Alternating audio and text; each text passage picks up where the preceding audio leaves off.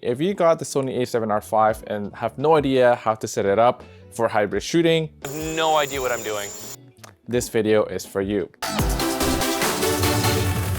So welcome back to another video. My name is Mario. So if you're new here, make sure you hit the subscribe button for more videos from me. And if you're already subscribed and you came back, thank you again for being here. So in today's video, I'll be going over my settings and my custom buttons for the Sony A7R V for hybrid shooting for both photography and video. We'll start with the video side of things. So we'll turn the dial to video mode.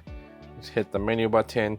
And first, I'll adjust this. I want this to be at 24 frames per second. Shutter speed 1/150th. My ISO, my base ISO would be 800. And we know that because that's the one without the two lines. And I'll set my aperture to the lowest, which is usually 2.8. White balance, I'll just set it to daylight, but that will change depending on the shooting scenario.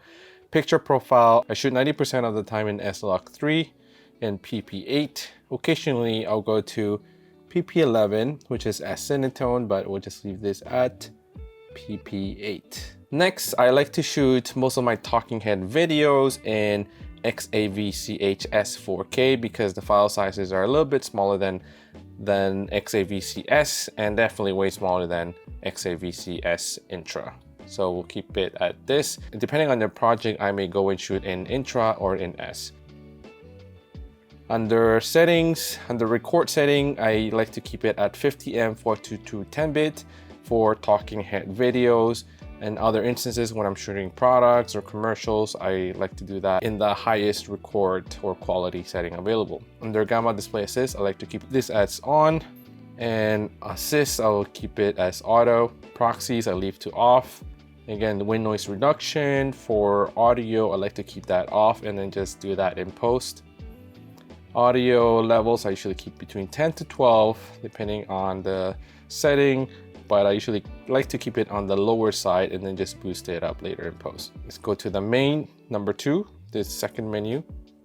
I keep this as auto so that it automatically converts to APS-C mode if I have an APS-C lens. Select media, slot 1. And recording media, I just record to slot 1 most of the time. I only do simultaneous recording occasionally, but for now, slot 1. And under file settings, I have my custom one. I like to select the date and title. And under title name settings, I like to input the A7R V, which is the camera that that video is shot at. And this would be the format: year, month, date, A7R V, and the name of the file. Next, I have this subject recognition autofocus to on. And my recognition target is most of the time human, but if I'm shooting something else like an animal, I will come here and select that. So this I'll save to the first setting on the dial.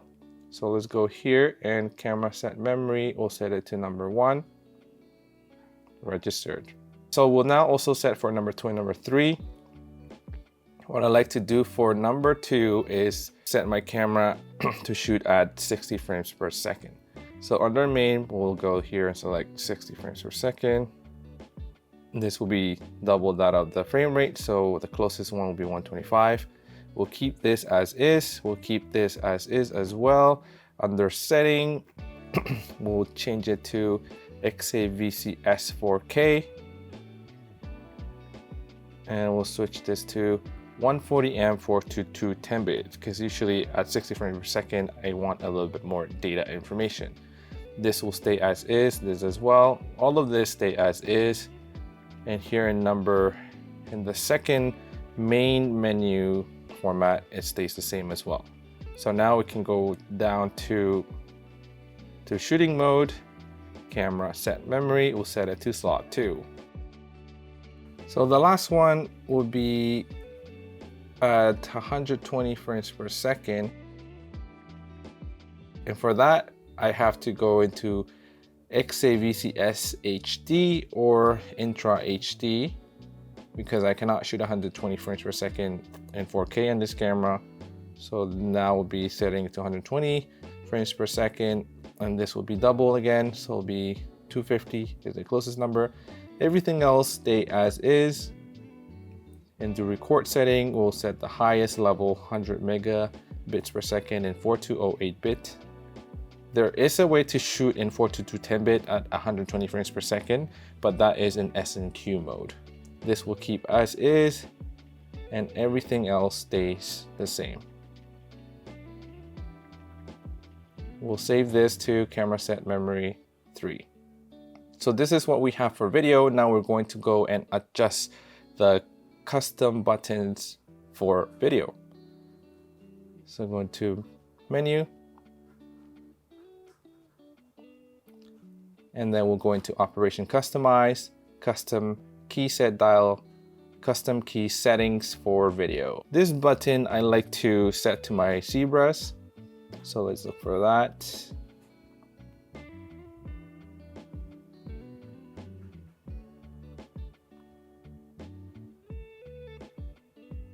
Zebra display.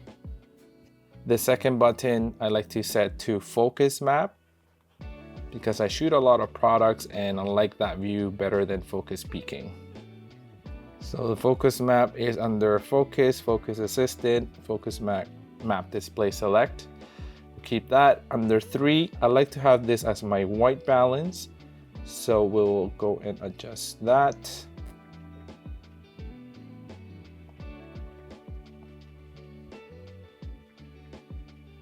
This next button I like to set it to my autofocus and manual focus toggle.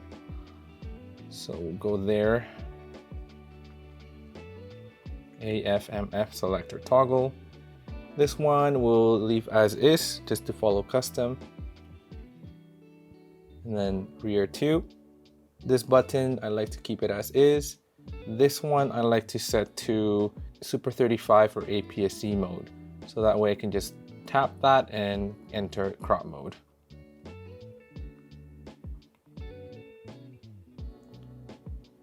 Set it to APS-C full frame. Number 3, we'll set it to leave it at that, self timer. This one will be follow custom, which is custom photography, which is ISO. This one I like to set to clear image zoom. Down here in zoom. Once we have that set up, we have to make sure to go back into shooting mode and then going to zoom, and under zoom we have to make sure the zoom range is set to clear image zoom. So that way when we press this button, we can now access clear image zoom. The next buttons at the top, we have this for movie shooting. Number 2, I like to set this to my audio levels. Audio recording, audio rec level. So that is the top. To the lens, this I just keep as follow custom. I rarely use it. Now this one I like to adjust for the dial wheel number 3. I like to set this to ISO.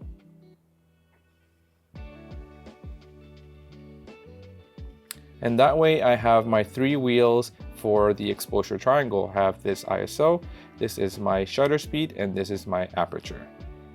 Number 4 here just follows custom for photography. So these are the settings for video. The ones for photography are pretty much similar to what I have in default, what it comes with the camera default. So rear, I like to keep this as AE auto exposure lock hold. This is as AF on. This is again my white balance. This is the autofocus and manual hold selector toggle. This touch operation select I leave as is. Under rear 2, number 2 stays as is. I don't really have anything for it. This is drive mode, this is ISO, and this is as is. Clear image zoom is only for video, so I don't need to set that here. Top, we have this as movie shooting, and focus area that stays the same. Focus hold, and all of this stays the same. In photography, I actually do end up using exposure compensation sometimes, so I keep that as is. Actually, for this button right here, I forgot to mention that I like to set this to change the aspect ratio of my photos. So that way I can quickly toggle between 3:2 and 16:9 if I'm shooting thumbnails for YouTube. So aspect ratio, let me show you what that means. If I'm right here, tap that middle button, and I can go between 3:2 or 16:9 if I'm shooting thumbnails. You can also adjust your settings individually for this menu right here, the function menu. I most of the time just keep it to what comes in the camera default for video and photography. Let's turn the dial now to photo mode, and let's adjust the main settings for photography. So this, I usually like to leave it at 1/100, but obviously this changes all the time because I shoot in manual mode most of the time. This is 2.8, but again, that can change. I leave this as is, slot number 1. Under image quality settings, I normally just shoot in RAW most of the time, and I like to shoot in lossless compressed RAW in the large format. And according to tests online, there is no significant loss in quality 90% of the time between lossless compressed and uncompressed. This I'll keep just as 3/2. Sometimes I change it to 16:9, but yes. This all stays the same, nothing changes, and that's pretty much it. So yeah, there you have it. Those are pretty much all the custom settings that I have set up for my A7R5 for both photo and video shooting. So that's it for this video. If you found it useful, don't forget to subscribe if you haven't already, hit the like button, and let me know in the comments below what your favorite feature is on the Sony A7R5. Thanks for being here, and I'll see you next time.